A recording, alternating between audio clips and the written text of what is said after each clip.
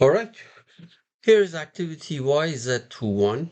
And I did the baby version of a problem like that in class where I had to create this bent rod. Okay. So what you do is you create a circle here, and then the bent rod is actually the path of that operation, sweeping operation. It's pretty straightforward. It's like an inverted L. Well, and that was very easy. Now I'm gonna do or you're gonna do a slightly modified version of that, but actually it's a helix that you can see, so that you have a helical spring if you want. All right. Now, because I'm talking about the helix, immediately this is a kind of a wireframe uh, entity, and therefore I have to go to either generative shape design that we haven't discussed it yet, or wireframe and surface design, which is the baby version of that first application that I mentioned in mechanical design. All right, let's start with the part file. Dimensions are entirely up to you. I'll just leave it as part one. Okay, and then save it right away. File, save management, save as in that folder, and this is going to be YZ21. YZ21. So in that folder, I have a part whose name is YZ21, not part one, YZ21. And regardless of now, whatever I change here, that does not change. YZ21 does not change unless I go through the file save management and change it properly. All right. So first of all, because I'm going to be uh, creating a helix, I need to go to if you're going to want to stay in the mechanical design, we're going to go to wireframe and surface design. If you want to do this thing in the generative shape design, I go start, shape, generative shape design. But we're going to go to that application in future weeks. So I go to start, mechanical design, and then wireframe and surface design. Notice that the stuff that changes here, there is no path here. There is, some of the stuff that looks like three-dimensional solid object, you don't see them. For example, let me see for a second.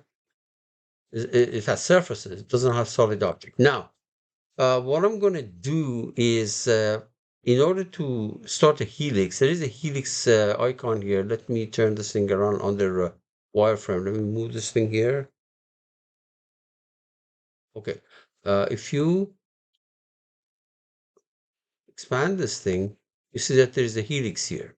If I click on the helix, this opens up, but one of the things that I have to do, I have to do a starting point. Now I don't have it, so either you go create it or you create it ahead of time. That's entirely up to you. So I'm going to create one, and it's going to be 000 right there. Say okay.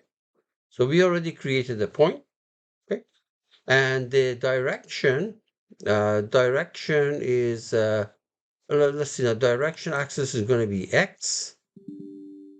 Okay, no problem. Read this thing carefully. Let's see now. Point one, Z axis. The pitch is the separation of these lines from each other. So let's leave it the way it is. One revolution. Well, let's see now. Helix creation. The origin is on. Oh, is on the axis of the helix. Okay, answer that. Here's the catch. The point that I created as the first point cannot be on the axis. As simple as that. So no problem.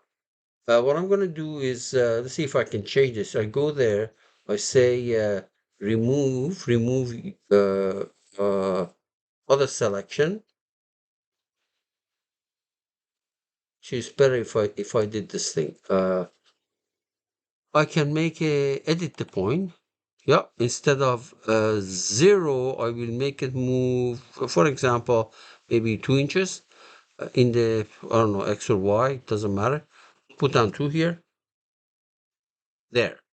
Now there won't be a problem. The point that you pick is essentially this point. You see that in the drawing on the left is this point. Cannot be on the axis of the helix. No problem. And then how many revolution we want? Let's actually, I don't know what 0.03. Well, I'll make it 1 inch and see how it is. And I'll make this thing, this is yep, this is the number of windings. I'll just leave it the way it is. That looks fine. And then we say, okay, there we are. There is our helix. Now, in order to draw the three-dimensional effect, I go and draw a circle here, and then you have to do a ribbing operation, because remember, you have the three-dimensional solid here. Okay, so if you have a solid, you cannot do it in wireframe and surface design, but the circle I can still draw. So, for example, I'll draw a plane, and the method is normal through a point and normal to a plane. See now, normal to a curve. So let's see if we can find normal to a curve. How about that? It says, where is the curve? There's the curve. Where's the point? There's the point. So on that thing, I'm going to draw a circle and then do a ribbing operation. So just leave it fine. On that plane, I will sketch a circle. Oh, where's the circle? All right. Circle. It's right there. Circle with the center. So let me move this thing out of the way. There's a center. Because I'm drawing in that sketch, there's a circle. And you can give it dimensions that you want. Exit. Now I'm going to take this thing and can't pat it. If you pat it, it's going to go straight out. But you can do in Catia, it's called RIB, R-I-B, right? Just like I did this baby version for you, I do the same thing, but you have to go to part design. So you go mechanical design, part design, and find the ribbing operation. So you see now rib is let me move this thing out of the way so you can see it. These are three-dimensional solids. Oops. There's the shift. Okay. So here's the pad, there's the shaft, this is the pocket, there's the rib. You click on the rib, it asks you for two things. The profile is that thing that you drew, that circle that you drew is your profile. There we are, sketch one. And then it says, where is the center curve? That's this. And yeah, keep the angle, whatever the original angle is, keep it like that. So originally is perpendicular, keep it perpendicular. But it is possible to change that, but I'll leave it the way it is. There we are. And that takes care of it. So let me stop this. Incidentally, if you want to apply material, you know where it is. I don't want to do that, but there is the ball. It looks something, the icon that looks like a ball being dropped into a box right there. Apply material. And I kind of, let me make it out of, I don't know, bronze maybe on that part. We say, okay. And there we are. Now, if you see that, well, what happened? Obviously, the value, the information is here, and you can double click on it, and you can go on the analysis if you want. You want to make changes, etc. But if you want to make it look with a different shading, you have to go to the rendering and use material shading material right there. You can see that, and then you can change the graphical the graphical effects. For example, if you go if you double click, sorry, if you go to properties, for example, let's go to properties here. It's rib, right click properties. Let's see, we can do it from here under the graphics tab. Okay, you can change the transparency, etc. But the lighting, if you want to change the lighting or stuff like that, it has to be done differently, but some of the features can be changed here. All right, good luck.